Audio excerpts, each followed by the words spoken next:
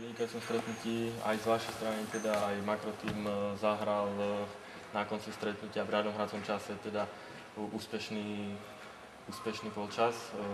Poprosím vás o zhodnotenie priebehu stretnutia, priebehu nastaveného času, respektíve prvého polčasu predĺženia, po ktorom stretnutie bolo ukončené a viac menej, ako ste to vnímali vy z vašej strany. Určite na tento finálny zápas pripravovali sme sa tak, že sme sa zišli po 3 týždňoch a po 4, čo sme neboli spolu a chýbali nám podľa mňa dvaja kľúčoví hráči, ale prvý polčas bol vyrovnaný z obidvoch strán.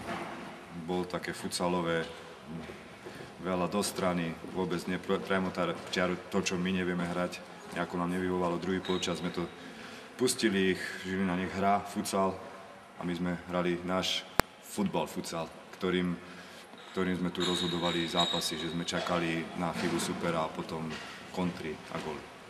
To bol ten druhý polčas, aj keď v posledných 5 minút podľa mňa sme urobili, super sa odvážil hrať bez brankára, powerplay moc dobre, znížil podľa mňa našou chybou, keď super mal vylúčeného hráča, podľa mňa nemôžeme dostať gól na remizu 25 sekúnd do konca. To sme úplne urobili chybu. A čo sme si povedali po tom zápase, a to predĺženie už vyznelo zás náš prospech, zás sme počkali, dali sme gól a potom sme to utiahli do úspešného konca. Hrali ste stretnutí dvakrát presilovku po 2 červených kartách hráčov makrotímu Libora Ťažkého a myslím Majo Kubík to bol. Nedokázali ste skorovať dokonca v tom druhom, v tej druhej presilovke mám taký den, že dokonca dostali gól na konci. Je to skúsenosťami alebo? Je to určite v tom, že my nevieme hrať do postavenej obrany. My sme neviem, či sme dali, možno jeden gól sme dali do postavenej obrany. My vieme hrať to naše, získať loptu, rýchly presun a dať gól.